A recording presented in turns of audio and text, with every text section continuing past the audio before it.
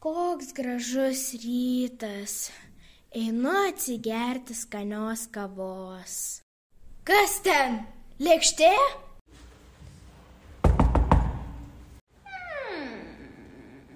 Waki, kama, maka, waki. Kas jūs? Waka, maka, waka. Tai jūs sakote, kad jūs esate svečiai? Wow. Aš jūs suprantu. Kokį reikalą atėjote?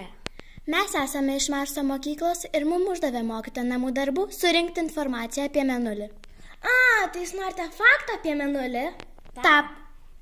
Einu užkaisiu arbatos, išgersime arbatos ir aš jums viską papasakosiu. Pirmas faktas. Mėnulis turi 4 fazes. Delčia, jaunatis, priešpilnis ir pilnatis. Bet jos matomos tik iš Žemės. Oho. Antras faktas. Mėnulis primena citriną. Trečias faktas. Mėnulis yra vienintelis Žemės palydovas. Oho.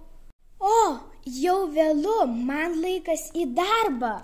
O ką tu dirbi? Aš turiu uždegti Mėnulį. Mum irgi laikas namo. Ačiū už pagalbą ruošiant namų darbus. Nėra už ką, aš jūsų lauksiu kitą kartą. Ate. Saugaus skrydžio. Ate.